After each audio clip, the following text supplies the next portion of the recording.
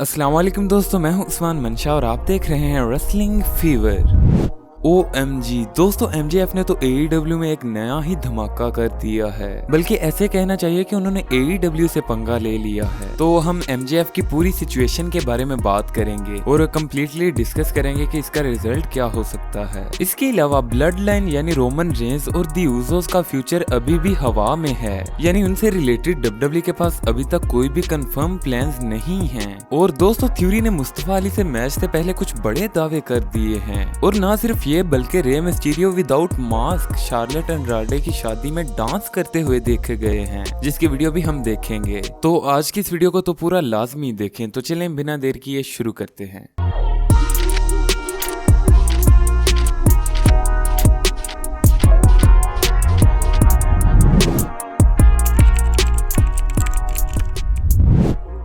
तो सबसे पहले बात कर लेते हैं मुस्तफा अली और थ्योरी के बारे में। तो जैसा कि आपको पता है कि हेल इन अ सेल पर मुस्तफा अली और थ्योरी का मैच होने वाला है, जो कि US टाइटल के लिए होगा। तो दोस्तों, जब कुछ दिन पहले थ्योरी से कहा गया कि हेल इन अ सेल मुस्तफा अली के होम टाउन शिकागो में है, तो इस पर थ्योरी ने कहा कि क्या आपको लगता है कि मुस्तफा अली शिकागो से है, इससे मुझे कोई फर्क पड़ता है और इससे मुझे कोई नुकसान होने वाला है? बिल्कुल नहीं, क्योंकि मैं WWE का सबसे ग्रेटेस्ट यूनाइटेड स्टेट्स चैंपियन हूँ और मुस्तफा अली मेरे लिए सिर्फ एक स्टेपिंग स्टोन है जिस पर कदम रख के मैं और ऊपर जाने वाला हूँ। दोस्तों, ये थी कुछ बातें जो थ्योरी ने रॉ टॉक पर की थी, लेकिन अब उन्होंने मुस्तफा अली के बारे में कुछ और भी कहा है। दोस्तों, थ्योरी ने रिसेंटली कहा कि मुस्तफा अली निचले लेवल पर लड़ रहा है और मुझे नहीं लगता कि वो कोई ऐसा बंदा है जो कि चैंपियनशिप जीत सकता है। दोस्तों, इसके रिप्लाई में मुस्तफा अली ने अभी तक कुछ नहीं कहा। सो लेट्स सी कि हेल इन अ सेल में क्या होता है। लेकिन मैं आपको एक बात बता दूं कि इस पॉइंट पर थ्योरी के जीतने के चांसेस ज्यादा हैं। बाकी क्या होने वाला है ये तो हमें हेल इन अ सेल में ही पता चलेगा।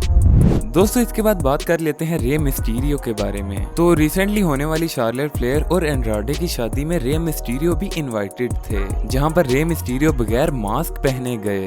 दोस्तों, अब छोटी सी उनकी डांसिंग वीडियो सामने आई है जिसमें Rey Mysterio without mask dance कर रहे हैं, जो कि आप भी देख सकते हैं, और इससे पहले भी इनकी कुछ फोटोज सामने आई थी। दोस्तों, अब बात कर लेते हैं द ब्लड लाइन के बारे में। तो रिसेंटली मैंने आपको रोमन रेंज के मुतालिक बताया था कि रोमन रेंज को लेकर WWE अनश्योर है कि उनका फ्यूचर क्या होने वाला है, लेकिन अभी एक रिपोर्ट सामने आई है जिसके मुताबिक द ब्लड लाइन के लिए अभी भी चीजें हवा में हैं, और ना सिर्फ रोमन रेंज बल्कि दी ऊज़ोस के लिए भी WWE के पास कुछ कंफर्म प्लान्स नहीं हैं। दोस्तों, डेव मेल्टजर ने ये रिपोर्ट दी जहां पर उन्होंने बताया कि दी ऊज़ोस वर्सेस रिडल एंड नाकामुरा का मैच हेल इन अ सेल के लिए स्केड्यूल नहीं था, यानी WWE का कोई प्लान नहीं था कि इस मैच को हेल इन अ सेल पर करवाए, लेकिन अब ये मैच इस पेपर व्यू पर हो भी सकता है। इसके बाद उन्होंने रोमन रेंज के money in the bank status के बारे में बात करते हुए कहा कि WWE का प्लान था कि रोमन रेंज और रिडल का match money in the bank पर हो, लेकिन अब ये कंफर्म नहीं है कि रोमन रेंज इस शो पर होने वाले हैं।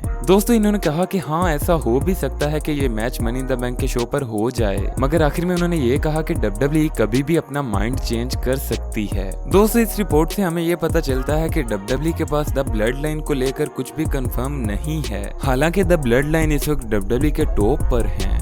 खैर, हम फाइनली बात कर लेते हैं MJF के बारे में। तो कुछ दिन पहले ये न्यूज सामने आई थी कि MJF और AEW के दरमियान कुछ प्रॉब्लम्स चल रही हैं, लेकिन बात यहाँ तक बढ़ जाएगी ये शायद किसी ने भी नहीं सोचा था। दोस्तों, होता कुछ यूँ है कि AEW डायनामाइट के शो में MJF एंट्रेंस करते हैं, और जैसा कि आपको पता है कि AEW में अनस्क्रिप्टेड प्रोमोज भी होते हैं, तो इसी को इस्तेमाल करते हुए MJF ने एक ब्लास्टिंग प्रोमो कट किया जिसे शायद मैं एक्सप्लेन भी ना कर पाऊँ। दोस्तों, इस प्रोमो के दौरान ना सिर्फ उन्होंने दूसरी कंपनीज बल्कि WWE का भी नाम लिया। उन्होंने कहा कि AEW में ज्यादा इंपॉर्टेंस एक्स WWE स्टार्स को ही दी जाती है, हालांकि वो स्टार्ट से AEW में अपनी पूरी जान लगा रहे हैं। दोस्तों, MJF इस प्रोमो के दौरान बहुत ज्यादा गुस्से में थे, और प्रोमो के आखिर में उन्होंने ऑन टीवी ये तक कह दिया कि भले ही उनका कॉन्ट्रैक्ट 2024 में एक्सपायर होने वाला है, लेकिन टोनी खान उन्हें अभी फायर करें। और ना सिर्फ ये बल्कि आखिर में उन्होंने टोनी खान को गालियां भी दी जब तक कि उनका माइक बंद नहीं कर दिया गया।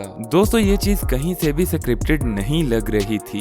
हालांकि कुछ लोग कह रहे हैं कि ये शायद स्क्रिप्टेड हो सकती है, लेकिन दोस्तों मुझे नहीं लगता कि ये एक स्क्रिप्टेड प्रोमो था, क्योंकि इसके बाद MJF की कोई भी वीडियो AEW ने अपने सोशल मीडिया अकाउंट्स पर शेयर नहीं की, बल्कि MJF की एंट्रेंस के वक्त किया गया अपना ट्वीट भी AEW ने डिलीट कर दिया। दोस्तों MJF AEW के सबसे बड़े स्टार्स में से एक थे और कुछ लोग तो यहाँ तक कह चुके हैं कि MJF AEW के द रॉक बन सकते हैं, मगर इसके बाद तो ऐसा नहीं लगता कि वो AEW में ठहरने वाले हैं। दोस्तों इस प्रोमो के बाद CM पंक भी रिंग की तरफ आ रहे थे, लेकिन MJF क्राउड के अंदर से होते हुए बाहर चले गए। इस प्रोमो को CM पंक के पाइप बॉम्ब प्रोमो का दूसरा वर्जन कहा जा रहा है, जो प्रोमो CM पंक ने WWE में कट किया था। तब भी कुछ ऐसी ही सिचुएशन थी और उनका माइक भी बंद कर दिया गया था। दोस्तों इसके बाद अभी तक AEW ने MJF को रिलीज तो नहीं किया है, मगर MJF का नाम AEW के रोस्टर और AEW की ऑनलाइन शॉप से हटा दिया गया है। अब ये देखना बाकी है कि AEW का इस पर क्या रिएक्शन होता है और क्या वो MJF को फायर करते हैं या नहीं। तो आप इस सिचुएशन के बारे में क्या सोचते हैं, हमें कमेंट सेक्शन में जरूर बताइएगा। अगर आपको वीडियो पसंद आई हो तो वीडियो को लाइक जरूर करें। ऐसी मजीद रेसलिंग वीडियोस के लिए चैनल को भी सब्सक्राइब कर लें। Thanks for watching and good bye.